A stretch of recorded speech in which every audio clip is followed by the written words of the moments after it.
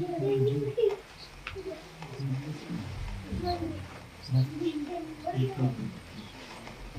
بالله من الشيطان الرجيم بسم الله الرحمن الرحيم الحمد لله رب العالمين خالق الخلائق أجمعين ثم الصلاة والسلام والتحية والإكرام على سيد الأنبياء والمرسلين الذي سمي في السماء بأحمد وفي الأرضين بأبي القاسم محمد اللهم صل على محمد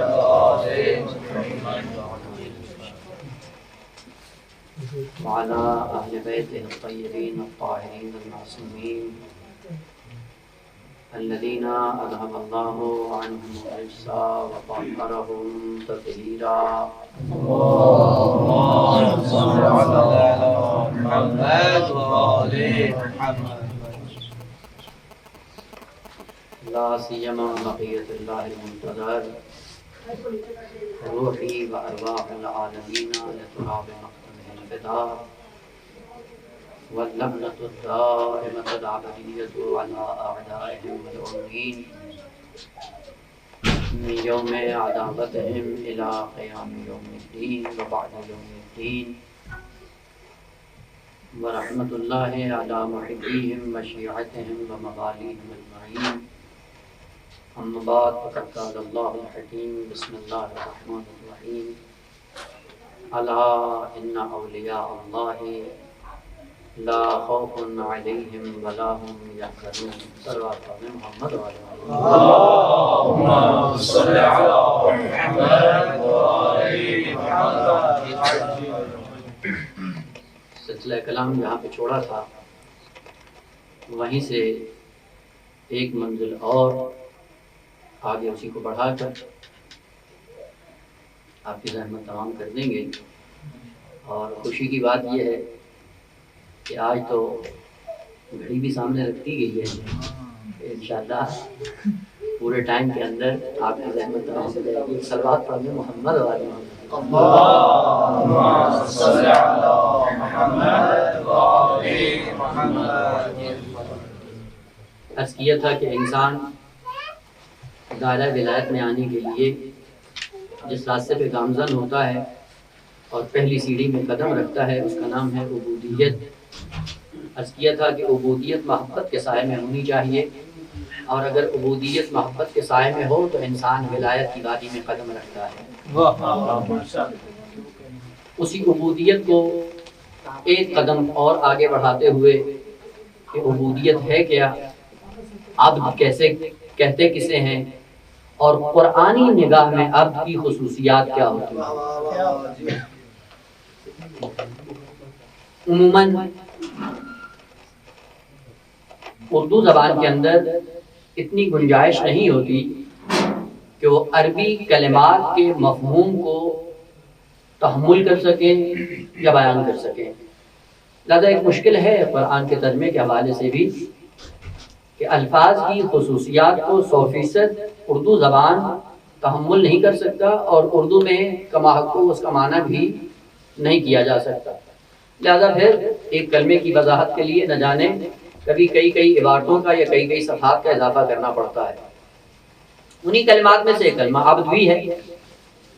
عبودیت کسے کہتے ہیں؟ عموماً جب ہم ترجمے میں آتے ہیں عبد کا معنی غلام کر دیتے ہیں. غلام عبد کا معنی نہیں ہے, البتہ قرآن نے خود لفظ غلام بھی استعمال کیا ہے, اس کا معنی الگ ہے. لیکن اردو میں جو عبد کا معنی غلام کیا جاتا ہے یہ لفظ عبد کا معنی نہیں ہے. سمجھانے کے لیے تھوڑا بہت مطلب قریب آ جائے ذہن کے, عربی میں اگر آپ جا کر دیکھیں لفظ عبد 2 اپوزٹ معنوں کے لیے استعمال ہوتا ہے. ایک ایسی حقیقت جو ایک ہی وقت میں 180 درجے ایک دوسرے سے ٹکراتی ہے. لفظ عبد عربی میں جا کر دیکھیں اس کا معنی ہوتا ہے نرم, ذلول, جسی سے آپ اردو میں متی بھی نکالتے ہیں، جو نرم ہوتا ہے، جس کے اندر نرمی پیدا ہو وہ جھکا چلا جاتا ہے۔ البتہ جھکاؤ اس کا جس طاقت کے سامنے ہوگا اسی کا عبد بن جائے گا، جس طاقت کے فرامین کو قبول کرے گا اسی کا عبد بن جائے گا۔ جس کے سامنے جھکا جا رہا ہے اسی کی عبودیت کا پھندا اپنے گلے میں ڈال دیتا ہے، رام ہے، نرم ہے، جو بھی کہتا ہے۔ اور اسی لیے جو عبد کو عبد کہا جاتا ہے کہ مولا کے فرامین کے سامنے سر تسلیم خام ہوتا ہے، نرم ہے، جھک جاتا ہے، جس قسم کا حکم آتا ہے قبول کر لیتا ہے۔ اور دوسرا معنی اس کا جو عربی میں استعمال ہوتا ہے، عبد کا معنی سخت، انکار کرنے والا، ڈٹ جانے والا، کسی بات کو قبول نہ کرنے والا۔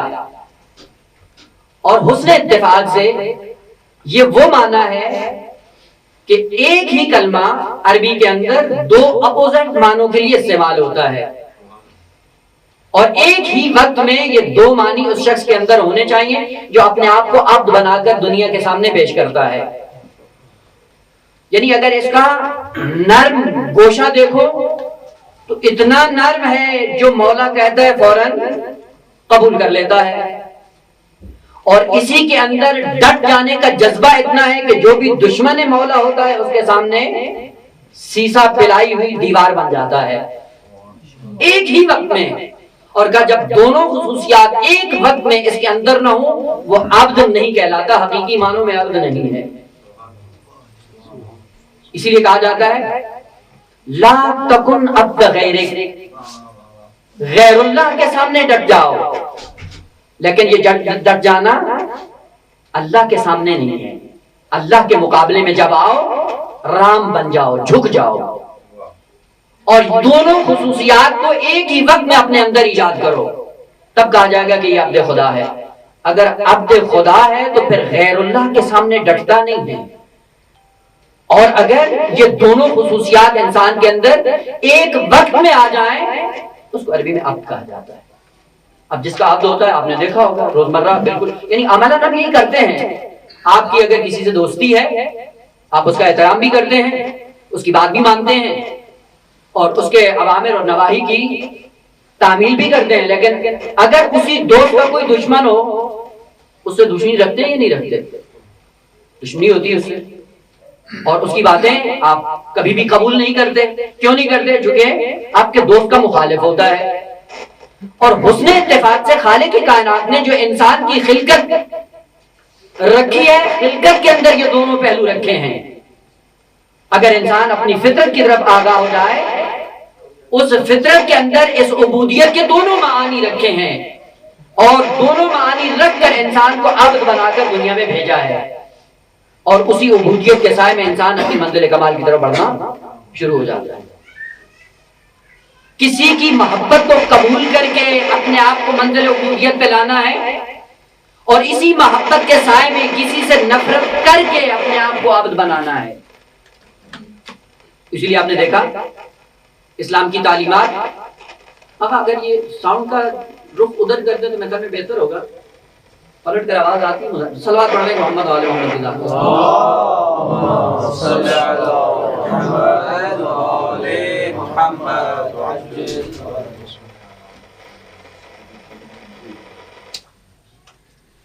نعرہ تکبیر، اللہ اکبر، اللہ اکبر، یا رسول اللہ، یا رسول اللہ، یا علی،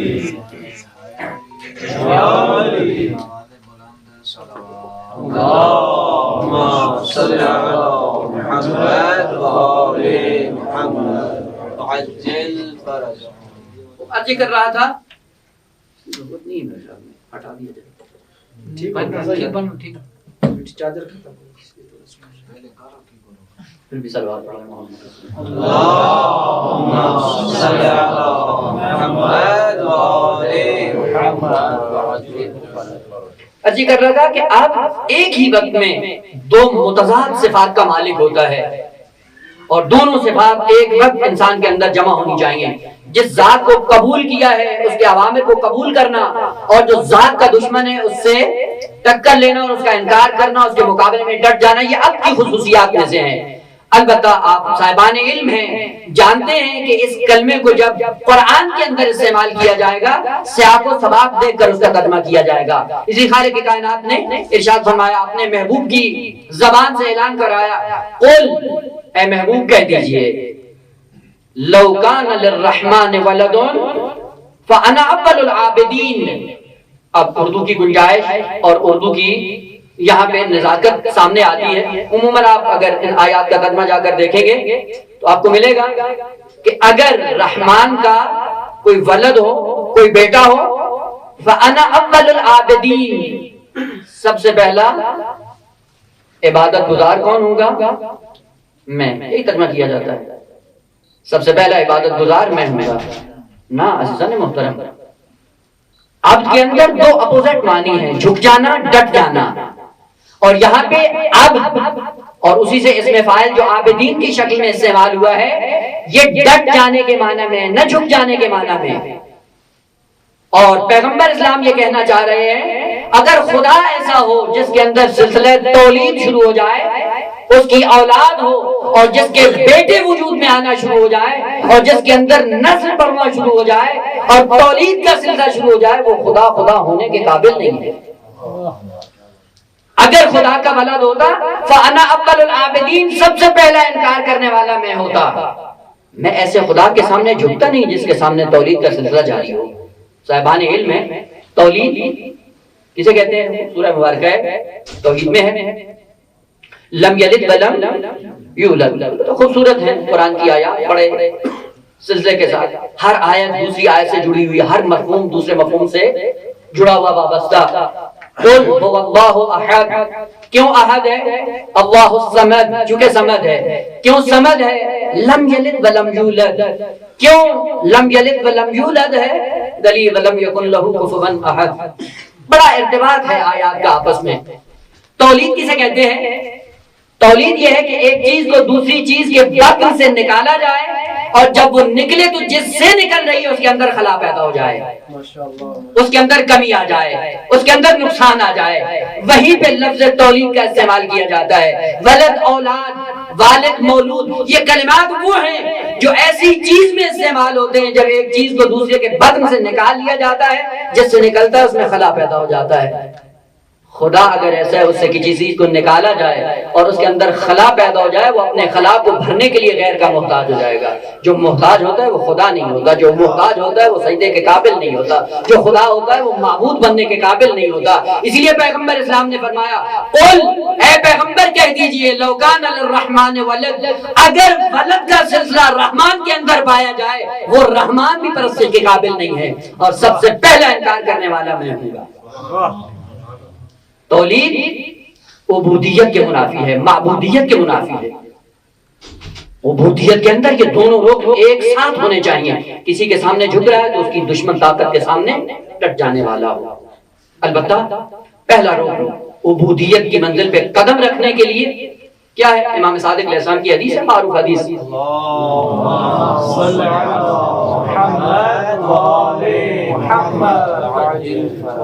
سنی ہوگی، جو طالب علم حضرات ہیں، صاحبان علم میں، ان کو معلوم ہوگا۔ حدیث عنوان بصری ہے امام صادق علیہ السلام کی۔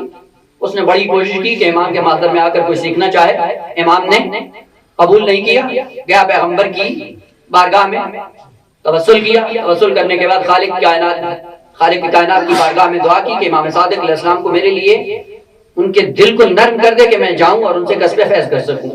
بڑی مفصل حدیث ہے اور علماء نے اس حدیث کے ذیل میں بہت زیادہ کتابیں بھی تالیف کی ہیں، میں اس کا لب لباب آپ کی خدمت میں عرض کرنا چاہ رہا ہوں۔ جب تحصیل علم کے لیے آیا تو امام علیہ السلام نے ایک نسخہ دیا، کہا پہلے عبد بنو، عبد بننے کے بعد تمہیں کمالات کی منزل پہ گامزن کیا جائے گا۔ اگر عبودیت کو آپ نے اپنایا نہیں ہے، کمالات انسان کے اندر نہیں آ سکتے، وہ علم ہو، وہ تقویٰ ہو، معنویت ہو، وہ جتنی چیزیں ہوں، سب سے پہلے عبد بننا پڑتا ہے۔ اور عبد بننے کے لیے امام نے فرمایا 3 ارکان ہیں، یہ اپنے اندر پیدا کرو، آہستہ آہستہ تمہارے اندر یہ صلاحیت پیدا ہوگی کہ تمہیں علم سے نوازا جائے، تمہیں تقوی سے نوازا جائے، تمہیں کمالات میں داخل کیا جائے۔ پہلا رکن عبودیت کا کیا ہے؟ کا سلب مالکیت اپنے آپ سے کرو. البتہ سلب مالکیت یعنی احساس مالکیت اپنے اندر ختم کرو, تب جا کے تم عابد بنو گے. آپ جا کر دیکھ لیں معاشرے کے اندر اکثر اختلافات جو اس وقت معاشرے کے اندر آپ کو نظر آ رہے ہیں وہ احساس مالکیت کی بنیاد پہ ہیں. جس کے اندر احساس مالکیت آ جاتا ہے وہیں سے اختلاف شروع ہو جاتا ہے. وہ پہلے آپس میں شیر و شکر تھے, اور شیر و شکر ہونے کے بعد کیا ہوا, بس میری اور تیری کی بات جب آئی کہ یہ میرا ہے اور یہ تیرا ہے, یہ احساس پیدا ہوا, اسی احساس نے اختلافات کو جنم دیا. جب تک یہ احساس انسان کے اندر پیدا نہیں ہوتا تب تک کوئی مشکل نہیں ہے. آپ اپنی زندگیوں میں دیکھ لیں, اگر کوئی چیز آپ کو امانت کے طور پہ آپ کے پاس رکھی جائے اور ایک زمانے تک آپ اس کی حفاظت کرتے رہیں اور صاحب امانت آ کے آپ سے مانگ لے, دینے میں آپ کو کوئی تکلیف ہوگی؟ جی ہے نا میرے ساتھ؟ تو اگر آپ سے امانت مانگ لی جائے تو امانت واپس کرنے میں کوئی چہرے پہ ملال آئے گا؟ اس سے کوئی ناراضگی ہوگی؟ کیوں؟ کیونکہ آپ کے اندر احساس ہے کہ میں امانت دار ہوں, میں اس کا مالک نہیں ہوں. لیکن جس دن آپ کے اندر احساس مالکیت آ جائے, آپ سے مانگ کے دیکھیں, آپ دینے کے لیے تیار ہیں. بس احساس مالکیت انسان کو خراب کرتی ہے. اسی لیے بزرگان سے جب پوچھا جاتا تھا یہ گھر آپ کا ہے, کہتے نہیں, مالک اللہ ہے, چند دن کے لیے امانت کے طور پہ ہمارے پاس ہے. یہ سب کچھ اللہ کا دیا ہوا ہے اور امانت کے طور پہ ہمارے پاس ہے. اور امانت جب انسان واپس کرتا ہے, نہ چہرے پہ ملال آتا ہے, نہ اس سے ناراض ہوتا ہے, نہ کوئی مشکل ایجاد ہوتی ہے. مشکل کہاں سے ایجاد میں ہوتی ہے؟ احساس مالکیت سے. پہلا کام اب کا یہ ہے کہ اپنے اندر یہ احساس مالکیت ختم کرو. جس دن احساس مالکیت ختم کر دیا اسی دن عبودیت کی منزل میں آپ قدم رکھو گے. البتہ یہ ایک نمونہ ہے. البتہ بعض تخیلات اور بعض احساسات انسان کو رسوا کر دیتے ہیں. یہی سے ایک اور بھی ہے, انسان کبھی کبھی جھوٹی کاذب شخصیت کا احساس کرنے لگتا ہے کہ ہم بھی کچھ ہیں. جب یہ تصور آتا ہے انسان کے اندر کہ ہم کچھ ہیں, اسی دن سے ذلت, رسوائی, انحطاط کا شکار ہونا شروع ہو جاتا ہے. دیکھ لیں معاشرے کے اندر, میں فقط ایک نمونے کی طرف اشارہ کروں اور بات کو آگے بڑھاؤں. جب تک احساس پیدا نہ ہو اپنی ذات کا کہ میں بھی کچھ ہوں, اس وقت تک انسان کمالات کی طرف گامزن ہوتا ہے. لیکن جس دن یہ احساس پیدا ہو جائے کہ نہیں آقا ہم بھی کچھ ہیں, وہ جب یہ احساس پیدا ہوتا ہے کہ ہم بھی کچھ ہیں, اسی دن سے ذلت, رسوائی اور عزت کا خاتمہ ہو جاتا ہے. آپ کو پتہ ہے یہ ایام فاطمیہ ہیں, اور جب نبی کے بعد نام نہاد صحابیوں نے سیدہ کے گھر کا گھیرا کیا تو سیدہ کے گھر کے اندر امیر المومنین کے علاوہ چند ایک افراد موجود تھے. اور وہ کون تھے؟ احساس نہیں تھا کہ ہم بھی کچھ ہیں, اور سیدہ کے گھر میں مدافع بن کر موجود تھے. اور عجیب بات یہ کہ جب تک یہ احساس نہیں تھا, امیر المومنین کی اتباع میں, امیر المومنین کی پیروی میں جو کچھ مصائب ان پہ آئے انہوں نے برداشت کیے. اور ایک بہت بڑا المیہ ہے تاریخ کا, حقائق چھپائے نہیں جا سکتے ہیں. خلیفہ دوم نے جو بہت بڑی مشکل ایجاد کی امیر المومنین کے لیے, وہ یہ تھا کہ بعض ایسے لوگ جن کے اندر صلاحیت نہیں تھی, ان کے اندر یہ احساسات پیدا کر دیے کہ تم بھی امیر المومنین کے مقابلے میں آ سکتے ہو. جب تک یہ احساس نہیں ہوتا انسان کی زندگی کچھ اور ہوتی ہے, اور جس دن وہ احساس شخصیت کا انسان کے اندر جنم لیتا ہے اسی دن ولی خدا کے مقابلے میں آ جاتا ہے. ایک کمیٹی بنائی خلیفہ دوم نے جس کا نام رکھا شورا, اور شورا کے اندر 6 افراد رکھے. عموماً تشیع سوال کیا جاتا ہے کہ بھائی اگر وہ شورا کو امیر المومنین نہیں مانتے تھے تو جب خلیفہ دوم نے شورا کے اندر ان کو رکھا اور اس کمیٹی کا ایک رکن بنایا تو کیوں امیر المومنین نے قبول کیا؟ وہ قبول نہ کرتے, اگر باطل تھے تو کیوں قبول کیا؟ اور عموماً یہ تشیع پہ اعتراضات بھی کیے جاتے ہیں, بھائی وہ تو شیر و شکر تھے, آپ نے فقط اختلافات کو ہوا دی ہوئی ہے, اور آپ اگر اختلافات کو چھوڑ دو ان کے اندر کوئی مشکل نہیں تھی. کیوں امیر المومنین نے قبول کیا؟ پہلی بات تو یہ ہے کہ جب بھی کوئی کمیٹی بنائی جاتی ہے اس کے اندر تعداد افراد کی طاق صورت میں ہوتی ہے، جفت صورت میں نہیں ہوتی. توجہ ہے کہ اگر اختلاف ہو جائے تو تعداد اتنی ہو کہ دونوں پلڑے مساوی نہیں ہونے چاہیے. اگر ووٹوں کا سلسلہ کرنا ہی ہے، اگرچہ مکتب اسلام اور مکتب اہل بیت کے اندر ووٹوں کی کوئی حیثیت نہیں ہے، لیکن فرضاً اگر یہ بات آ بھی جائے اور ووٹوں سے کسی کو معین کرنا ہو تو ووٹوں میں تعداد جفت نہیں ہوتی، طاق ہوتی ہے کہ ایک پلڑا یقیناً بھاری ہو. تو جب 6 رکھے ہیں، 3 اگر ایک طرف ہو گئے 3 ایک طرف ہو گئے تو پھر ہوگا کیا؟ امت تو رسوا ہوتی رہے نا. اور آپ امت کی نجات کے لیے سامان فراہم کر کے جا رہے ہیں بنام شورا. اور شورا اگر آپ نجات کے لیے بنا کے جانا چاہ رہے ہیں، پہلا اقدام یہ ہے کہ یہ طاق صورت میں ہونی چاہیے، یا 5 ہوں یا 7 ہوں یا 9 ہوں، تاکہ جب ان کے اندر اختلاف ہو ایک پلڑا کم ہو اور ایک پلڑا زیادہ ہو تاکہ فیصلہ ہو سکے. وہ کیوں 6 عدد، 6 کی تعداد کیوں؟ اور یہ 6 یہ ایک المیہ ہے تاریخ کا کہ یہ تعداد 6 کی رکھ کر وہ جانتا تھا کہ خلافت امیر المومنین تک نہ آنے پائے. جب 3 ہو جائیں گے، چونکہ جانتا تھا طلحہ زبیر یہ وہ ہیں کہ جو امیر المومنین کے ساتھ ہمیشہ پیرو ہیں اور ان کی بات مانیں گے. جانتا تھا کہ یہ یقیناً علی کا ساتھ دیں گے. اور وہ دوسرے اگر الگ ہو جاتے ہیں، عبد الرحمن ابن عوف اور سعد ابن ابی وقاص اور عثمان ابن عفان، اگر یہ 3 الگ ہو جاتے ہیں تو پھر کیا ہوگا؟ یعنی پہلے سے جانتا تھا کہ یہ 3 یہاں پہ ہوں گے.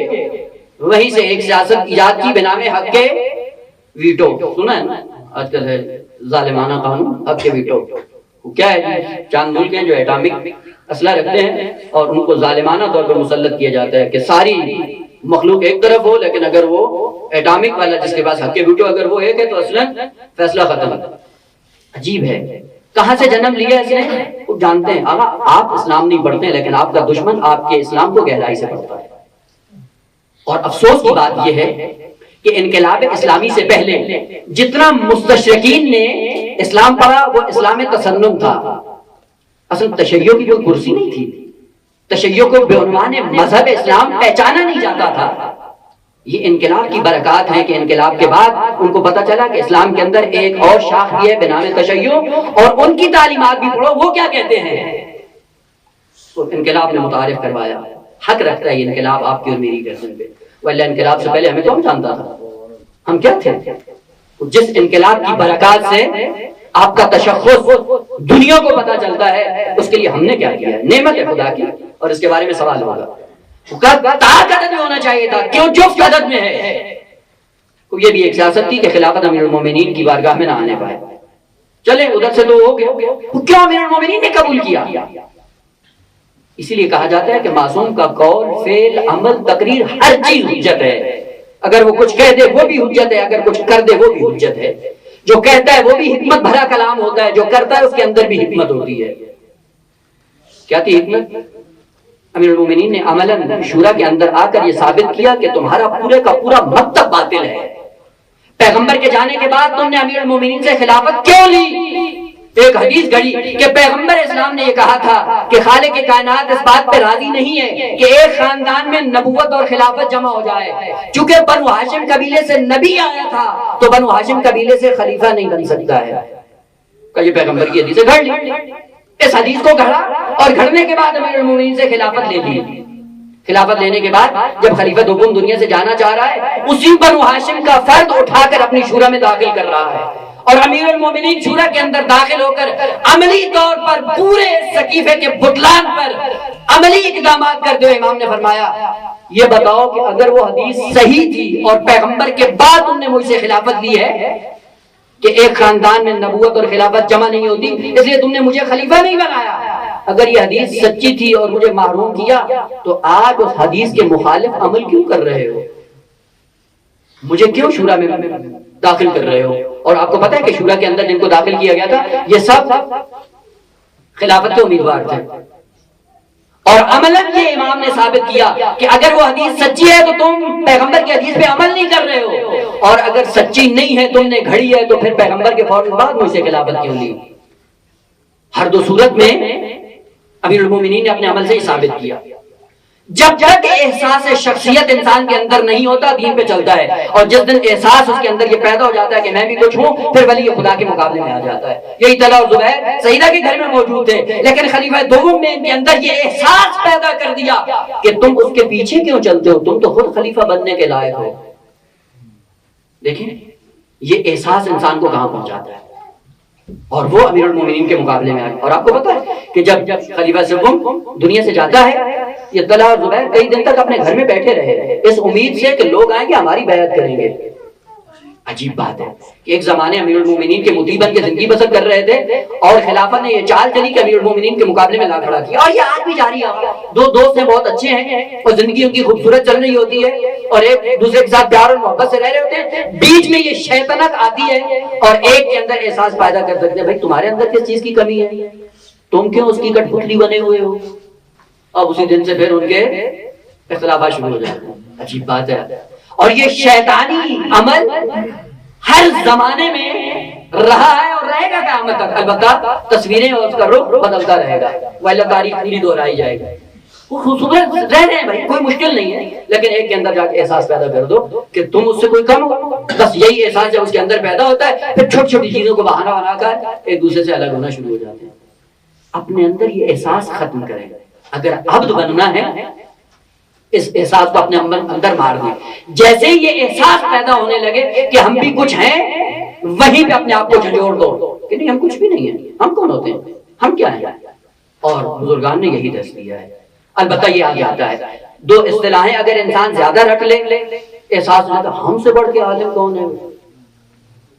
آگے کراتی نام سنا ہے نا، اس وقت جو مبلغ اسلام ہیں، نہ فقط مبلغ اسلام، مفسر قرآن بھی ہیں، ان کی جتنی واقعی خدمات ہیں وہ خود نقل کرتے ہیں کہ آقا یہ ہوتا ہے کبھی کبھی احساس انسان کے اندر بیٹھ جاتا ہے اور انسان کو پتہ نہیں ہوتا ہے، اور زندگی بھر اسی احساس کے اندر اپنی زندگی بسر کر دیتا ہے، ذلت اور رسوائی کا شکار ہو جاتا ہے۔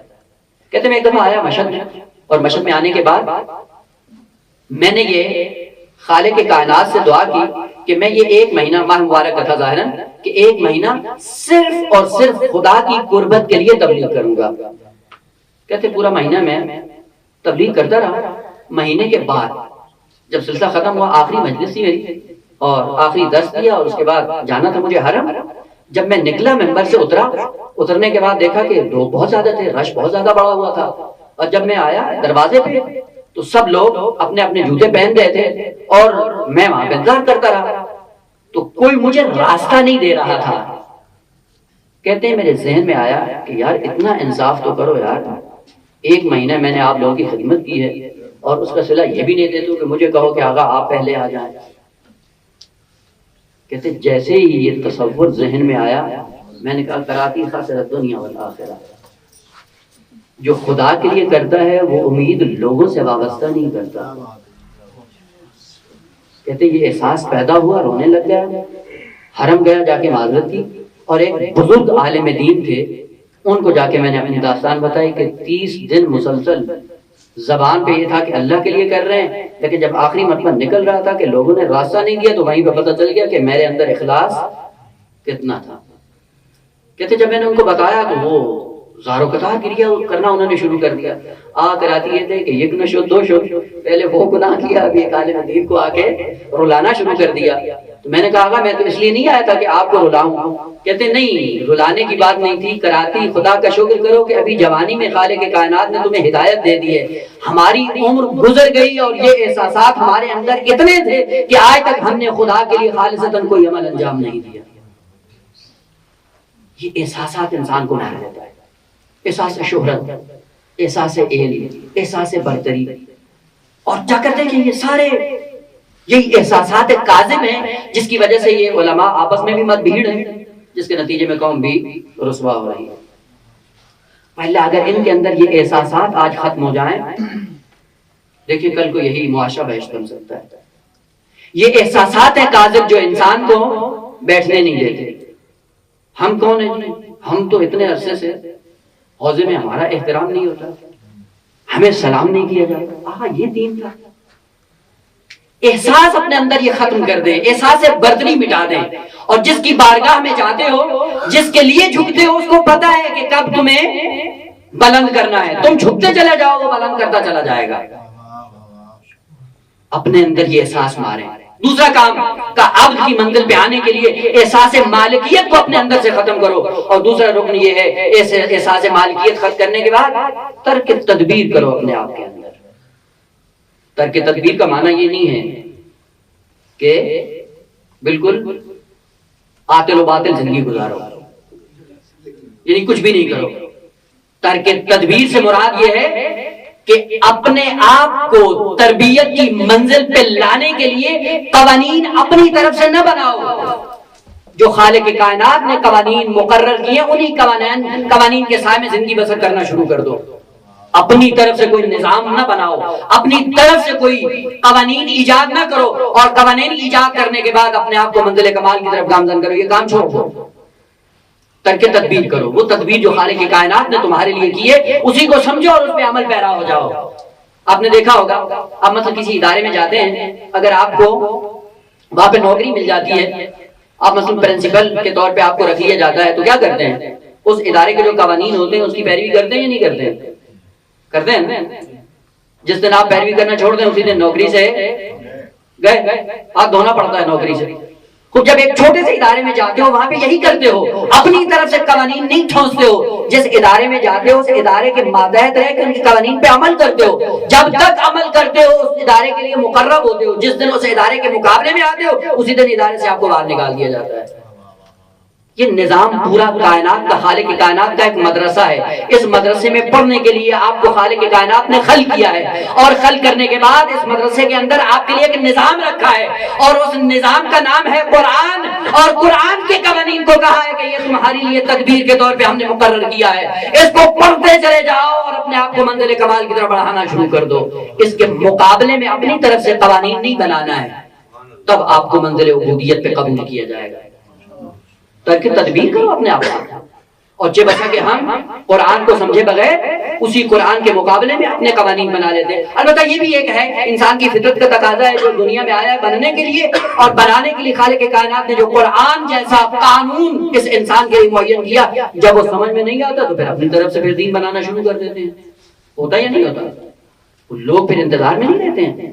اگر آپ نے صحیح دین جا کر ممبروں سے بیان کیا، لوگ اسی کے سائے میں اپنے آپ کو پروان چڑھائیں گے، اور اگر ہم نے صحیح بیان نہ کیا تو کیا ہوگا؟ لوگ پھر آپ کا انتظار نہیں کریں گے، پھر اپنے قوانین بنا لیتے ہیں، اپنے خطیب بنا لیتے ہیں، اپنے قوانین، اپنا دین، اپنی زندگی۔ ہے یا نہیں ہے؟ یہ مسائل دیکھیں یا نہیں دیکھیں؟ تو دیکھیں ہم کہ جو انسان حق گوئی کا اور حق فہمی کا حق ادا نہیں کرتا، پھر ایسے انتظار میں نہ رہے کہ معاشرہ ٹھیک ہو جائے گا۔ ایک مثال ہے، دیکھیں جتنے بھی ہیں جن کی شادیاں ہوئی ہیں، جن کے گھر میں اولاد ہے، وہ اولاد کی تربیت کرتے ہیں۔ اور تربیت کا کام کیا ہوتا ہے؟ ہمارے یہاں تربیت کس کو کہتے ہیں؟ امر و نہی کرنے کو۔ کسی چیز سے روک لو، کسی چیز سے ٹوک دو، کسی چیز کا حکم دے دو، یہی ہوتا ہے۔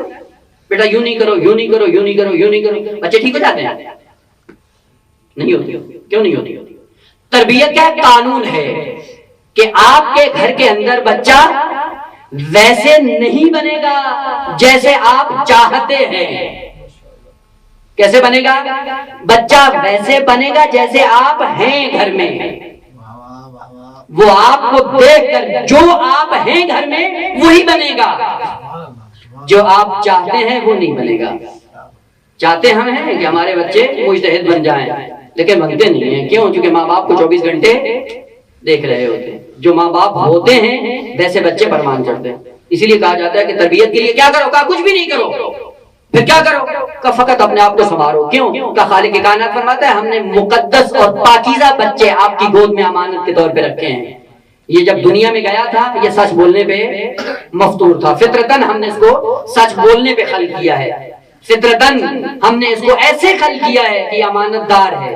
ہم نے فطرت کے اس کی فطرت کے اندر ڈال کر یہ چیز بھیجی ہے کہ یہ عدالت پسند ہے۔ آپ کو سکھانے کی ضرورت نہیں ہے، ہم نے ڈالا ہے۔ پھر کیا کرو؟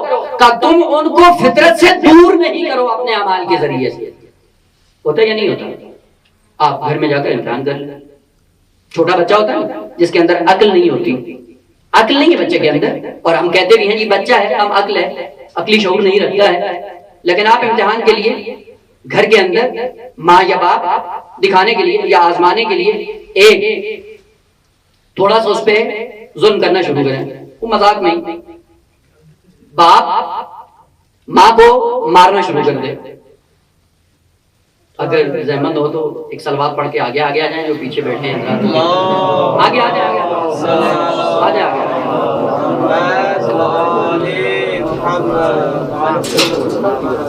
آ جائیں، سلوات پڑھتے ہوئے آ جائیں۔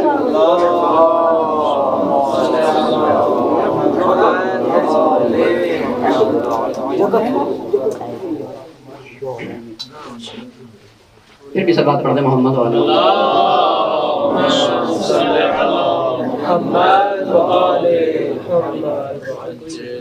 آزمانے کے لیے گھر میں اگر باپ ماں سے تھوڑا بہت اونچی آواز میں بولنا شروع کر دے اور مذاق میں تھوڑا بہت مارنا بھی شروع کر دے، بچے کے احساسات کس کی حمایت میں ہوتے ہیں؟ جی چپ ہو گئے، اپنی بات، بچے کے احساسات تو دیکھو، اس کے اندر عقل نہیں ہے، احساسات کس کے ساتھ ہیں؟ ظالم سے متنفر ہے، مظلوم کی حمایت کرتا ہے، کیوں کہ اس لیے ہم نے فطرتاً اس کو عادل بنا کے بھیجا ہے۔ کرنا یہ ہے کہ تمہیں کچھ بھی نہیں کرنا ہے، فقط ایسی تعلیمات اس کے اندر نہ ڈالو جو خالق کی کائنات نے ڈالی تھی، وہ نکال کے اپنی تعلیمات اس میں ڈالتے ہو۔ اسی لیے حدیث کے اندر ہے کل مولود یولد علی الفطرہ واما ابواہ فیحودانہ او ینصرانہ او یمجسانہ۔ ہم نے تو فطرت اسلام پہ پیدا کیا تھا، یہ یہودی کیوں بن گیا، یہ مجوسی کیوں بن گیا، یہ وہابی کیوں بن گیا؟ کہا یہ والدین کی غلطی تھی۔ اگر والدین اسلام پہ پابند ہوتے، بچے خود بخود اسلام کی تعلیمات پہ پروان چڑھتے۔ ترک تدبیر کرو اپنے آپ سے تاکہ عبد بنو، جب عبد بنو گے دائرہ ولایت میں آپ کو داخل کیا جائے گا۔ تیسرا کام جو کرنا ہے مقام عبودیت میں آ کر، احساس مالکیت ختم کرو، ترک تدبیر اپنی طرف سے ختم کرو، اور تیسرا کام ترک مشغولیت کرو اپنی ذات سے۔ مشغولیت سے مراد جو قرآن نے کہا ہے لہو اور لعب کو اپنی زندگی سے دور کرو، تب جا کے آپ عابد بنو گے۔ لہو اور لعب کیا ہے؟ عموماً ہم اردو میں ترجمہ کر دیتے ہیں، لہو و لعب کا ترجمہ اگر کیا جائے تو کیا کہتے ہیں؟ کھیل تماشا۔ کھیل تماشا ترجمہ نہیں ہے، غلط ہے اصل میں۔ کھیل تماشا لہو و لعب کا معنی نہیں ہے۔ لہو اور لعب یہ ترک مشغولیت ہے، اس کو کر دو، کیونکہ جس مقصد کے لیے آپ کو بھیجا گیا ہے اس مقصد تک جانے کے لیے سب سے بڑی رکاوٹ لہو و لعب ہے، اور جو بھی لہو و لعب میں مشغول ہو جاتا ہے ایسا ایسا مقصد حیات سے دور ہونا شروع ہو جاتا ہے، اور پھر مقصد حیات سے بغیر دور نہیں ہوتا بلکہ خاصر دنیا میں آخرہ ہو جاتا ہے۔ لہو کیا ہے؟ لہو کہتے ہیں عربی کے اندر سرگرمی کو، مشغولیت کو، مصروفیت کو، لیکن ہر مصروفیت کو لہو نہیں کہا جاتا۔ وہ سرگرمی یا وہ مصروفیت یا وہ مشغولیت جو انسان کو اپنے مقصد سے ہٹا دے وہ سرگرمی لہو کہلاتی ہے۔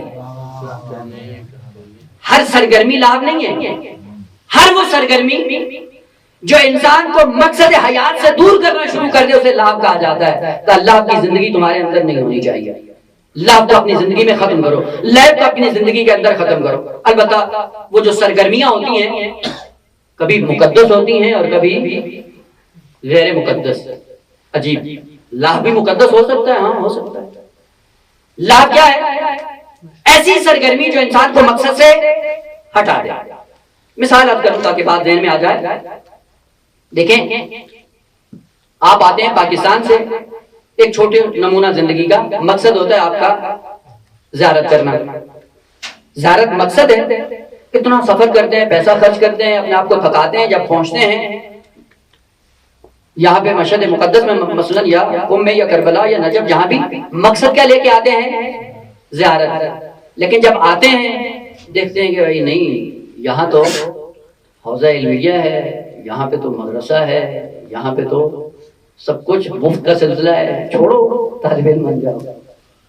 اکثر ایسے طالب علم ہیں جو بدون مقصد طالب علم بنے ہوئے ہیں، کوئی مقصد سامنے نہیں ہے، آئے دیکھا ہے یہاں پہ مفت کا سلسلہ ہے، چلو جتنے دن گزر جائیں غنیمت ہے۔ کتنے ایسے لوگ ہیں ان سے پوچھا جائے کہ تم جو آئے ہو کیا ہدف لے کے آئے ہو، کیا مقصد لے کے آئے ہو؟ اس مقصد کے حصول کے لیے تم نے کیا کیا ہے؟ جو مقصد لے کے آئے ہو اس مقصد کے حصول کے لیے جو زندگی بسر کر رہے ہو، جو اس مقصد کے حصول کے لیے ممید اور معاون ثابت ہو رہی ہے، وہ مقصد لے کے آئے تھے زیارت، یہاں پہ پہنچے طالب علم بن گئے۔ طالب علمی شعبہ مقدس ہے یا غیر مقدس ہے؟ مقدس ہے، لیکن لا جس مقصد کے لیے آئے تھے اس کو پورا کرو۔ جس مقصد کے لیے وہاں سے آئے تھے اس مقصد کو چھوڑ کیوں دیا؟ اب کیا ہوتا ہے، آئے تھے زیارت کے لیے، مہینوں توفیق نہیں ہوتی حرم کے اندر جانے کی۔ کیا بات ہے، آئے تھے زیارت کے لیے اور وہی مقصد پورا۔ اگر مقصد کے لیے آئے تھے تو تمہاری ساری زندگی اسی مقصد کے حصول کے لیے خرچ ہونی چاہیے تھی۔ کیسے خرچ ہو رہی ہے؟ جی ہم تو طالب علم بنے ہوئے ہیں، طالب علموں میں کیا چار چاند لگائے ہیں، طالب علم میں کیا پڑھ رہے ہیں، کوئی مقصد ہی نہیں، آتل و باطل زندگی گزر رہی ہے۔ بس ہو سکتا ہے کوئی ایسی مصروفیت ہو جو انسان کو مقصد سے، آسمان کی نعمتیں سب کچھ تیرے لیے ہے، لیکن تیرے لیے ایک مقصد ہے جس کے لیے میں نے تمہیں بھیجا ہے۔ پوری کائنات تیرے لیے اور تجھے میں نے ایک خاص مقصد کے لیے بھیجا تھا، وہ مقصد پورا کر رہے ہو۔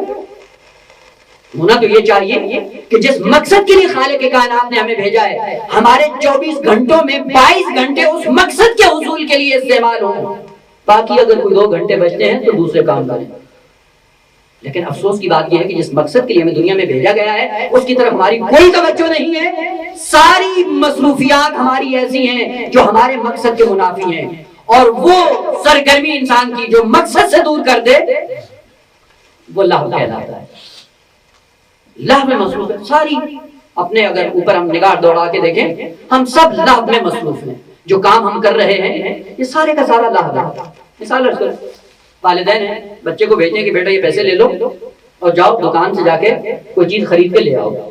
پیسہ لے لیا، باہر نکلا، دکان کی طرف جانے سے پہلے دیکھا راستے میں بچے کھیل رہے ہیں، وہ بچوں کے کھیلنے کو دیکھ کر بچہ انہی میں مصروف ہو گیا اور سرگرمی میں اتنا گم ہو گیا کہ بھول ہی گیا کہ والدین نے کسی یہ بھیجا تھا۔ یہ کیا ہے؟ لہو، سرگرمی ہے جس نے مقصد کو بھلا دیا ہے۔ یہ لہو انسان کو جو مقصد سے دور کرتا ہے کا عبد وہ ہوتا ہی نہیں جو لہو و لعب میں مصروف ہو۔ ہم تو عبد کی منزل پہ آئے نہیں ہیں، ابھی تو سلسلہ کمالات بہت باقی ہے۔ اس لیے امیر المومنین ارشاد فرماتے تھے آہ من قلت الذات اے لیعرفون۔ البتہ بعض کی ہے کاوش علمی ہے، قابل تحسین ہے، لیکن وہ جو لیعرفون کی تفسیر کرتے ہیں وہ ائمہ سے منقول نہیں ہے۔ البتہ صحیح ہے یا نہیں ہے اس کے ابھی صدد میں نہیں ہے۔ عبادت کے لیے عبد بننے کے لیے دنیا میں آئے، بن رہے ہیں آپ عبد بننے کے لیے کہا ترک مشغولیت کرو، لہو اپنی زندگی سے ختم کرو۔ اس لیے آپ جا کر دیکھیں روایات کے اندر معصوم امام کے برجستہ صفات میں جو خود ائمہ نے ذکر کیا ہے کہ الامام لا یلہو ولا یلعب، پوری زندگی معصوم کی نہ اس میں لہو ہوتا ہے نہ لعب ہوتا ہے۔ عجیب بات ہے، لعب یعنی وہ مصروفیت جو انسان کو مقصد سے دور کر دے۔ لعب کیا ہے؟ لعب کا معنی کھیلنا نہیں ہے، لعب کا معنی ہر وہ کام جو عقلانیت سے خارج ہو، جس کام میں کوئی عقلانیت نہ ہو۔ بہت سے ایسے کام ہم کرتے ہیں جس کے اندر کوئی عقلانیت نہیں ہوتی، بیٹھے ہوتے ہیں داڑھی سے کھیل رہے ہوتے ہیں، وہ داڑھی جو کھجلا رہا ہوتا ہے پوچھے بھی کیوں کر رہے ہو، کوئی جواب نہیں ہوتا۔ اکثر کام ہمارے ایسے نہیں ہیں، کوئی عقلانیت نہیں ہے، یہ کام کیا کیوں کیا، کس مقصد کے لیے کیا پتہ نہیں ہے۔ کہا کہ جو انسان لہو و لعب میں مصروف ہو جاتا ہے مقصد حیات سے دور ہو جاتا ہے۔ عزیزان محترم، آپ کو خالق کائنات نے عبد بننے کے لیے دنیا میں بھیجا ہے۔ عبد کی منزل پہ آنے کے لیے احساس مالکیت اپنے اندر ختم کرو، ترک تدبیر کرو۔ تدبیر وہی ہے جو خالق کائنات نے ہمارے لیے معین کی ہے، اس کو سمجھو اور سمجھنے کے بعد اس پہ عمل پیرا ہو۔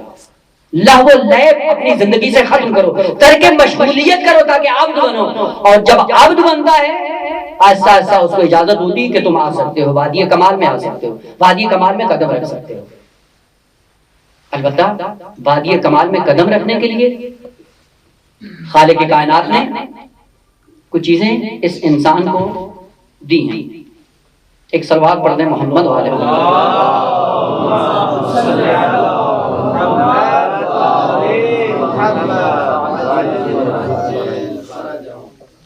عبودیت پہ جب انسان فائز ہو جاتا ہے، 3 ارکان اپنے اندر پیدا کر لے، تو اس کا مطلب ہے مقصد حیات کو پا لیا؟ نہ، ابھی بھی مقصد حیات کو پایا نہیں، عبد بن گئے۔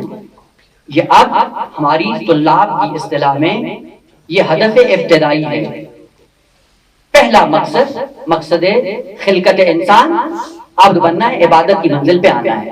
خود عبادت کتنی کرو؟ کہ وَاعْبُدْ رَبَّكَ حَتَّى يَأْتِيَكَ الْيَقِينُ۔ عبد ایسے بنو کہ جس وادی میں قدم رکھو یقین کے ساتھ، جو کام کرو یقین کے ساتھ، عبادت ہے یقین کے ساتھ، تجارت ہے یقین کے ساتھ، یعنی جس کے اندر بھی رنگ خدائی ہے اس کو یقین کے ساتھ انجام دو۔ اور یقین پہ جب پہنچ جاؤ گے تب بھی مقصد حیات پورا نہیں ہوگا۔ اور پھر کیا ہے؟ یا ایھا الانسان انک قادح الی ربک قدحا فملاقیہ۔ مقصد حیات کیا ہے؟ خالق کائنات سے جا ملنا۔ انشاءاللہ سلسلہ کلام اسی کی طرف جا رہا ہے، سٹیپ بائی سٹیپ انشاءاللہ مقصد کے قریب ہوں۔ پہلے مرحلے میں سمجھ تو آ جائے کہ ہم کس لیے آئے ہیں، اس کے بعد دوسرا قدم عملی اقدام ہوگا کہ عملی اقدام میں ہم کہاں پہنچے ہیں۔ عبادت کے لیے بھیجے گئے، عبادت بھی یقین کے لیے۔ یقین کے 3 مرحلے ہیں، علم الیقین، عین الیقین، حق الیقین۔ علم الیقین کیا ہے؟ کہ انسان کے اندر جتنے شکوک و شبہات ہیں، خیالات ہیں، سارے ختم ہو جائیں۔ طلب کی اصطلاح میں اس سے گریز کرتا ہوں، انشاءاللہ کہ صاحبان علم میں خود پہنچ جائیں گے۔ عین الیقین کہ حقیقت کو دیکھ لے، معائنہ کر لے، دیکھ لے، مشاہدہ کر لے۔ حق الیقین اس یقین کے ساتھ اپنی ذات کو متصل کر دے، یعنی دونوں میں کوئی فرق نہ ہو۔ اگر علم الیقین کی منزل پہ آ جاؤ گے تو اس کا چھوٹا سا اثر کیا ہے؟ چھوٹا سا اثر قرآن نے ذکر کیا ہے، کلا لو تعلمون علم الیقین لترون الجحیم۔ اگر تم علم الیقین پہ آ جاؤ تو علامت کیا ہوگی؟ اس کا اثر کیا ہوگا؟ لام تاکید کی اور پھر نون تاکید ثقیلہ طلبگی السلام جو تاکید کا فائدہ دیتے ہیں، یعنی بات یقینی ہے، بات میں کوئی شک نہیں ہے، کوئی جھول نہیں ہے۔ اگر علم و یقین کی منزل پہ آ جاؤ تو نتیجہ کیا ہوگا؟ لَتَرَوُنَّ الْجَحِيمَ، اس رہتی دنیا میں جنت اور جہنم کو دیکھ سکتے ہو۔ میری بات نہیں ہے، قرآن کہہ رہا ہے۔ علم و یقین پہ آ جاؤ، اس کا اثر یہ ہوگا کہ رہتی دنیا میں پتہ چل جائے گا کہ جہنمی کون ہے، بہشتی کون ہے۔ دنیا میں رہتے ہوئے بعض لوگوں کو بات ہضم نہیں ہوئی، انہوں نے کہا نہیں اس سے مراد ہے کہ جب مریں گے تو دیکھ لیں گے۔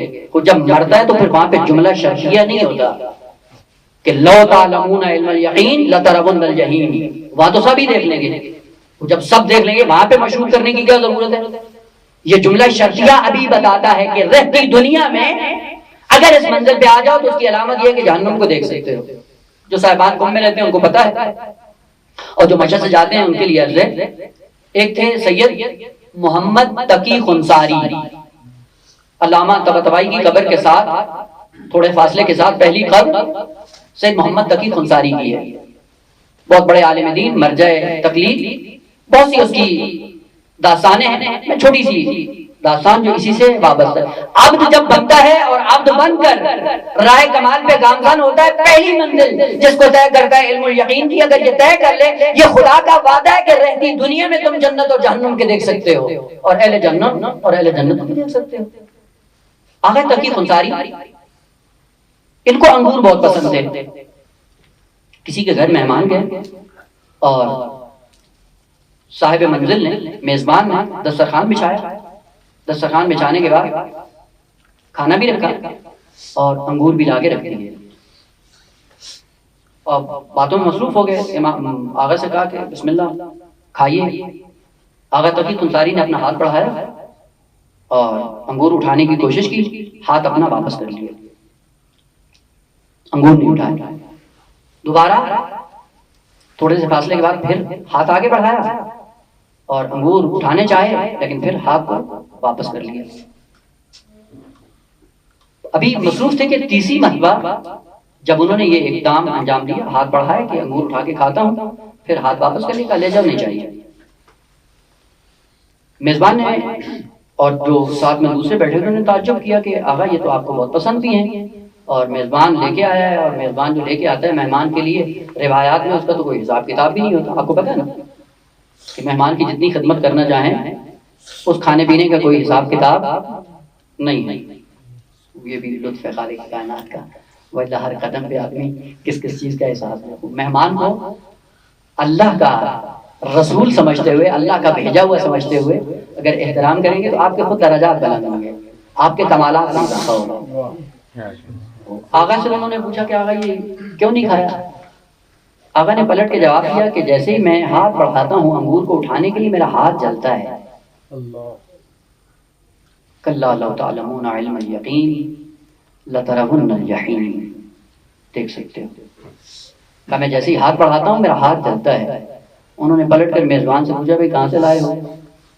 کہا گیا تھا باغ میں، مالک تھا نہیں، ہم نے کہا بھی لے جاتے ہیں، بعد میں اجازت لے لیں گے۔ یہ طالب علموں کے لیے یہ بعد میں جا کے اجازت لے لیں گے، جو بغیر اجازت کے لے کے آ رہے ہو یہ کیا ہے؟ یہ جہنم کی آگ ہے، جس کو فقہی اعتبار سے حرام کہا گیا ہے۔ فقہی اصطلاح میں سے حرام کہتے ہیں، حقیقت کی دنیا میں سے آگ کہتے ہیں، اور وہ حرام ظاہر ہے، اس کا باطن دیکھو یہ آگ ہے۔ قرآن کیا کہتا ہے؟ الذین یأکلون اموال الیتامی، جو لوگ یتیموں کا مال ہڑپ کر جاتے ہیں، انما یأکلون فی بطونہم نارا، جہنم کی آگ ہے جو پیٹ میں بھر رہے ہیں۔ وسیصلون سعیرا، ان قریب سعیر میں جا پہنچیں گے۔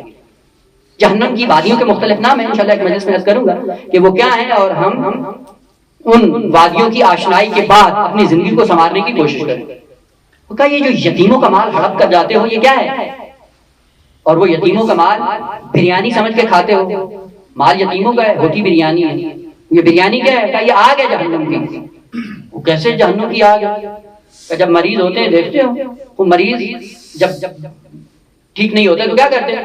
کیپسول دیتے ہیں، کیپسول کے اندر زہریلا مادہ ہوتا ہے، اگر وہ فوراً وہ مادہ زبان پہ رکھ کے انسان اگلنا چاہے تو کیا ہے؟ زبان کٹ جائے گی۔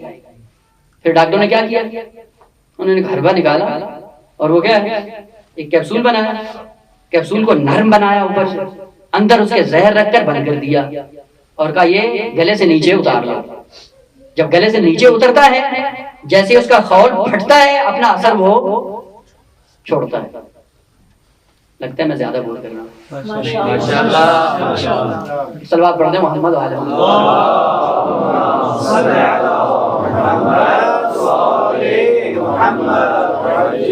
بس چند منٹ کی اور زحمت، اس کے بعد انشاءاللہ جس خط میں یہ جو کیپسول کھا رہے ہو، کیپسول کے اندر کیا ہے کہ اس کو کھول کے دیکھ کر زبان پہ رکھتے پتہ چل جاتا کہ کیا ہے۔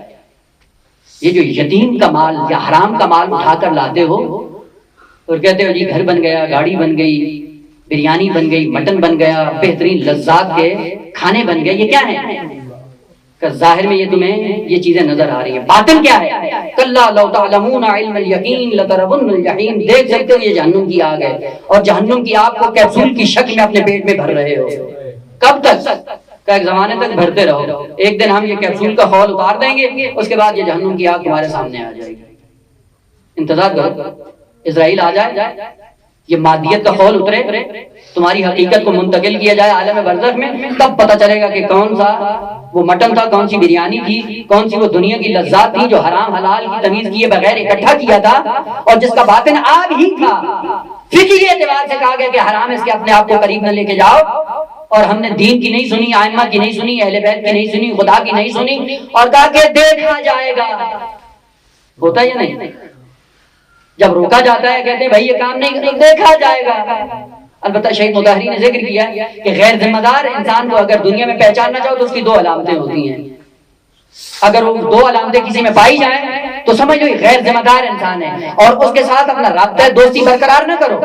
کیا ہے کہ جب دین پہ مشکل آئے اور دین بگڑ رہا ہو اور اس سے جا کے کہو بھائی دین کے اندر انحرافات ہو رہے ہیں، اور اس انحراف کی بنیاد باطل تعلیمات پہ رکھی جا رہی ہے. آپ کی کوئی ذمہ داری نہیں ہے. پلٹ کے جواب دیتا ہے کہ مجھے کیا, ہوتا ہے تو ہوتا رہے, کرتے یا نہیں کرتے. جب کہا جاتا ہے قوم بگڑ رہی ہے, تعلیمات ختم ہو رہی ہیں, نابود ہو رہی ہیں, کہتا مجھے کیا, اور بھی تو ہے, کسی اور کی ذمہ داری نہیں ہے. اور دوسری پلٹ کر جب اس سے بات کی جاتی ہے بھائی خود تمہارے اندر انحراف ہے, تم خود ٹیڑے ہو, اپنے آپ کو کم از کم سیدھا کرو. پلٹ کے جواب دیتا ہے کہ تجھے کیا. دو ہی علامتیں ہیں, مجھے کیا اور تجھے کیا. اور پھر توقع ہوتی ہے کہ قوم سدھرتی کیوں نہیں. وہ کیا قوم کیسے سدھرے گی جو تجھے کیا اور مجھے کیا میں مصروف ہے. وہ کیا دین بچائے گا, وہ کیا قوم بچائے گا. کا علم الیقین پہ آ جاؤ, جہنم کو دیکھ سکتے ہو. اور یہ یتیموں کا مال حرام حلال اکٹھا کر کے یہ سارا کچھ ہڑپ کر رہے ہو, یہ کیا ہے, جہنم کی آگ. بس یصلون سعیرا. اور آپ کو پتہ ہے قلبی اصطلاح ہے, یہاں پہ سین قربت کے لیے استعمال ہے, ان قریب نہیں, دور نہیں ہے. بس ابھی کی بات, فوراً چند لمحوں کے بعد دیکھ لو گے کہ کیا ہونے جا رہا ہے. عبودیت پہلا قدم ہے وادی کمال میں آنے کے لیے. عبودیت کی شرائط ہے, عبد بنے, احساس مالکیت, احساس شہرت, احساس شخصیت ختم کریں اپنے. کون ہیں ہم, اور یہ مشتبہات سے اپنے آپ کو بچانا یہیں سے ہے. آہستہ آہستہ انسان وادی کمال میں آتا ہے. شیخ انصاری کا نام سنا ہوا ہے, شیخ مرتضیٰ انصاری رضوان اللہ تعالی علیہ. کیسے کیسے فقہات ہیں, کیسی کیسی تربیت کی. آج بھی ان کے نام سے یہ حوزات علمیہ باقی ہیں اور معاشرے کے اندر ان کے کردار سیرت نمایاں ہے. ایک ان کا مباحثی تھا, شیخ نے کچھ پیسے دیے کہ جاؤ روٹی لے کے آؤ. بلند آواز سے صلوات پڑھیں, جو سو رہے ہیں وہ بھی اٹھ جائیں.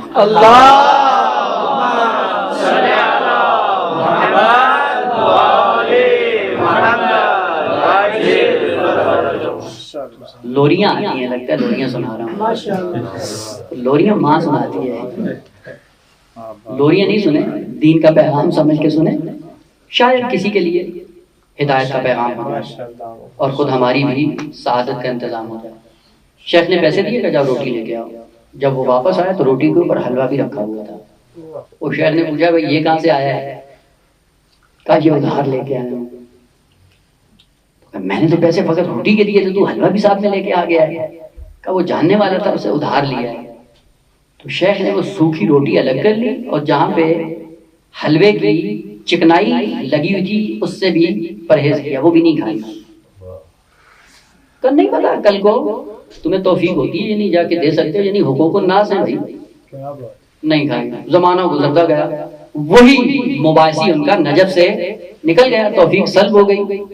اور نہ جانے کیا ہوا, کافی عرصے کے بعد جب دیکھا شیخ انصاری حوزہ علمیہ نجف کے زعیم مرجع دینی بنے ہوئے تھے, تو آیا ان کی خدمت میں. سوال کرتا ہے کہ شیخ جب ہم پڑھتے تھے تو آپ تو اتنے ذہین نہیں تھے, میں تو بہت بڑا ذہین تھا. ہوتا ہے نا بعضوں احساس ہو جاتا ہے کہ ہم بہت ذہین ہیں جی, ہم بڑا دین سمجھتے ہیں, ہم بڑی کتابیں سمجھتے ہیں, ہم سے پڑھ کے کون سمجھتا ہے. یہ غرور ہے, یہ وہی احساس کاذب ہے انسان کے اندر, اور یہ احساس کاذب انسان کو کبھی زمین گیر کر دیتا ہے. اگر تقویٰ نہیں ہے کیا ہے, کوئی گارنٹی نہیں ہے کل کو کیا ہوا. کہا شیخ آپ اس منزل پہ کیسے پہنچے؟ تو شیخ نے پلٹ کے کہا نہ فقط وہ حلوہ نہیں کھایا تھا بلکہ جہاں جہاں حلوہ لگا تھا اس روٹی سے بھی پرہیز کیا ہے, تو آج خالق کائنات نے حوضے کی زیامت دی ہے. کیا بات. آقا ہم کہاں پہ ہیں, علماء کہاں پہ تھے. علماء چلتے تھے, لوگوں کی ہدایت ہو جاتی تھی. اور آج ہماری یہ حالت ہے کہ ہم معاشرے میں رہتے ہیں, ہمارا کوئی عمل کوئی کردار ایسا نہیں ہوتا کہ ہمارے کردار کو دیکھ کر لوگ دائرہ دین میں آتے ہیں. زحمت تمام کر دی میں نے. عبودیت کی منزل پہ آنے کے لیے بہت کچھ کھونا پڑتا ہے اور بہت کچھ کرنا پڑتا ہے. اور جو ایام چل رہے ہیں اس میں کوشش کریں کہ کسی نہ کسی ذریعے سے اپنا حصہ فاطمیہ میں ڈال کر اپنے آپ کو فاطمی لسٹ میں رکھیں. اور ضروری نہیں, بعض بزرگان کہتے تھے کہ جب مجلس پڑھنا ہو تو لوگوں کے لیے مجلس نہیں پڑھو, اپنے لیے مجلس پڑھو. جو اپنے لیے مجالس پڑھتے ہیں وہ کامیاب ہوتے ہیں. نجف کی سرزمین کا بہت بڑا عالم دین مرحوم ابو الحسن اصفہانی، نام سنا ہوگا.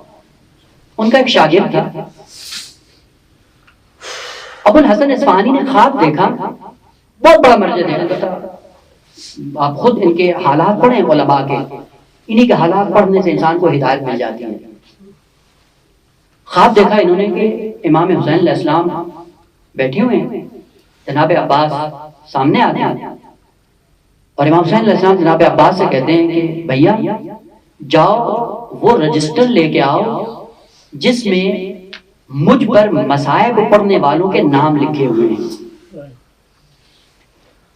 جناب عباس لے کے آتے ہیں اور کہتے ہیں فلاں شخص کا نام لیا، بہت بڑا خطیب تھا حوزہ علمیہ نجف کا، کہ اس کا نام کاٹ دو، اس کی جگہ کا فلاں شخص کا نام لکھ دو، میرے روضہ خانوں میں، میرے مصائب خانوں میں اس کا نام لکھ دو. اور ادنا سے ایک شاگرد تھا مرحوم آغا ابو الحسن اصفہانی. خواب دیکھا اور بڑے پریشان ہوئے. اس شاگرد کو بلوایا آغا نے اور بلوا کے پوچھتے ہیں کہ بھائی تم نے کیا کیا ہے کل؟ کہتا ہے کچھ بھی نہیں کیا آغا، جو روزمرہ درس ہے پڑھتا ہوں، مواضع کرتا ہوں، کوئی اپنا روزمرہ کے کام ہے. کہا نہیں، ذرا غور کرو کہ جو تم نے کل کام انجام دیا ہے اس میں کوئی وہی نمایاں عمل تو تم نے انجام نہیں دیا کہ جس کی بنیاد پہ آغا نے خواب بتایا نہیں اس کو کہ میں نے خواب کیا دیکھا ہے. پوچھتے رہے. بعد میں جب اس نے ذہن پہ زور دیا کہتے ہیں آغا محرم کے ایام، یعنی یہ خواب انہوں نے محرم کے ایام میں دیکھا.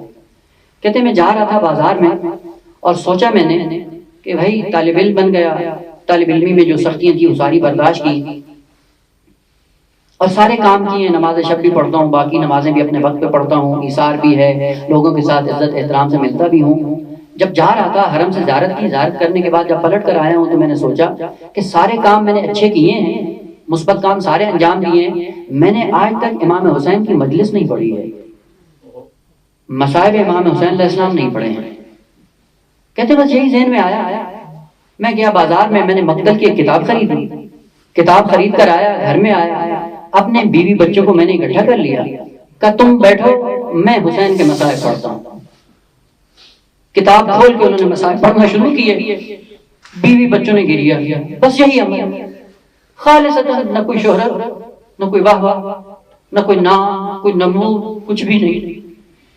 کتاب کھول کے وہ پڑھتے جا رہے تھے، بیوی بچے گریا کرتے جا رہے تھے. کہ یہ عمل میں نے انجام دیا ہے. مرحوم اصفہانی نے ان کو اپنے گلے سے لگا کے کہا کہ بیٹا تم کتنے خوش قسمت ہو کہ تمہارے اس عمل کی بنیاد پہ امام حسین علیہ السلام نے آپ کو اپنی بارگاہ میں قبول کر لیا ہے اور امام کے مصائب خان میں آپ کا نام شمار کر دیا گیا. عزیزان یہ ایام فاطمیہ ضروری نہیں ہے کہ مجلس برپا ہو، تنہائی میں بیٹھ کے مقتل کی کتاب پڑھ کر، سیدہ کے مصائب پڑھ کر اگر آپ کی آنکھ نم ہو جاتی ہے، خدا کا شکر ادا کریں کہ شاید فاطمیہ میں خالق کائنات آپ کو قبول کر لے. ادرکم اللہ. فاطمیہ میں اپنا نام لکھوانا بڑا آسان ہے. امام صادق علیہ السلام کا ایک صحابی، ان کے گھر ولادت ہوتی ہے، امام کو جا کے خبر دیتا ہے کہ خالق کائنات نے میرے گھر میں رحمت نازل کی ہے. امام نے پلٹ کے سوال کیا کہ اس کا نام کیا رکھا ہے؟ کہا نام فاطمہ رکھا ہے.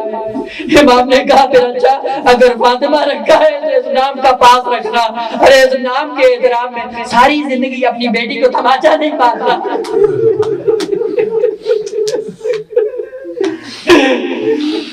حضرت اللہ کا جب نام فاطمہ رکھا ہے تو پھر ساری زندگی فاطمہ کے احترام میں بچی کو تماچا نہیں مارنا. ہائے وہ مصیبت کے امام صادق کو مدینہ یاد آ گیا. اور کچھ اصحاب پیغمبر جو لکڑیاں لے کر سیدہ کے دروازے پہ آئے، خلیفہ دوم نے ایک خط لکھا حاکم شام کو، دلائل الامامہ طبری کے اندر یہ خط موجود ہے اور اس میں مدینے کے حالات لکھتا ہے کہ جب ہم نے زہرا کے گھر کا گھیراؤ کیا، بعض لوگ تھے جو لکڑیاں لے کے آئے تھے اور یہ وہی لوگ تھے چند دن پہلے زہرا نے اپنے ہاتھوں میں حسن اور حسین کو لیا، مہاجرین اور انصار کے دروازے پہ گئی اور بی بی ایک ایک گھر میں دستک دے کے فقط ایک سوال کرتی تھی، ارے آ جاؤ اور جو غدیر میں میرے بابا نے اعلان کیا تھا اس کی گواہی دے دو۔ لیکن سیدہ کی بات پہ کسی نے کچھ بھی نہیں سنا اور کسی نے عمل نہیں کیا، لیکن ایک مدینے کا بدماش تھا، اس نے اعلان کیا کہ آؤ زہرا کا گھر جلانا ہے۔ ارے پورے مدینے والے لکڑیاں لے کے سیدہ کے دروازے پہ آ گئے، کوئی آگ لگا رہا ہے، کوئی کنفوس کی شکل میں آ کے دھرے مار رہا ہے، ارے کوئی پاؤں سے جلتا ہوا دروازہ گرا رہا ہے۔ ارے اگر یہی تک ہوتا تو تشیع قیامت تک نہ روتی۔ ارے ایک ملعون نے بڑھ کر ارے تماچا مارا، سیدہ کا رخسارا نیلا ہو گیا۔ ارے مدینہ کی سرزمین سے ارے کربلا کی زمین تک وہ 4 سالہ بچی فوراً ذہن میں آتی ہے، جو امام کے قدموں سے لپٹ رہی تھی، ہاتھ جوڑ کے کہتی تھی بابا جو بھی مقتل میں گیا ہے وہ پلٹ کر نہیں آئے۔ بابا ہمیں یتیم کرنے جا رہے ہو؟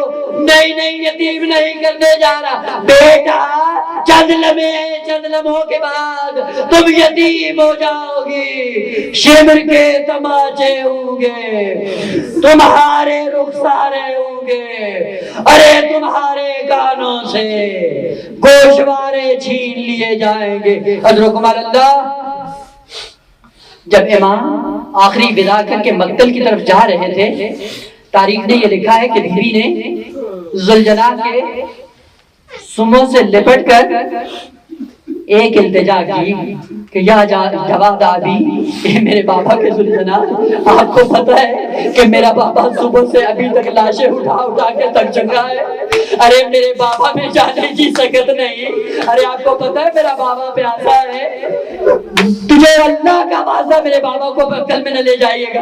اور عزیزان محترم، عزاداران فاطمہ، جو بھی علماء ہیں جنہوں نے جن کمالات کو پایا ہے وہ سید الشہداء کی بارگاہ سے اللہ کی بارگاہ میں مقرب ہوئے ہیں۔ یہ ذوالجلال جب گانے لگا، امام حرکت کرنا چاہتے ہیں، ذوالجلال آگے نہیں بڑھتا۔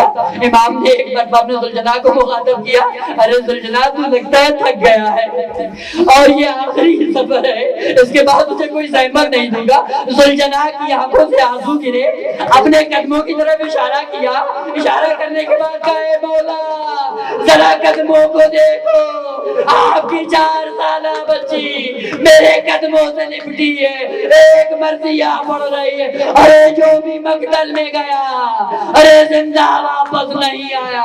مولا نے قدموں کو دیکھا، زین سے زمین پہ آئے، بیٹی کو گود میں لیا، بیٹی نے ایک مرثیہ پڑھا، کہا بابا آپ کو یاد ہے جب آپ کربلا کی طرف آ رہے تھے اور آپ ایک منزل پہ پہنچے جہاں پہ آپ کو مسلم ابن ابی عقیل کی شہادت کی خبر ملی تھی، آپ کو پتا چلا کہ مسلم شہید ہو گئے، آپ نے مسلم کی بیٹی کو بلایا، گود میں رکھا اور اس کو پیار کیا، پیار کرنے کے بعد بیٹی سمجھ گئی کہ میں یتیم ہو گئی، بابا میری آخری وصیت ہے، بابا جانے سے پہلے مجھے ایسا پیار کرو جیسے یتیموں کو نوازا جاتا ہے، بابا بجھائیں گے، خیام جل جائیں گے، شمر کے تماچے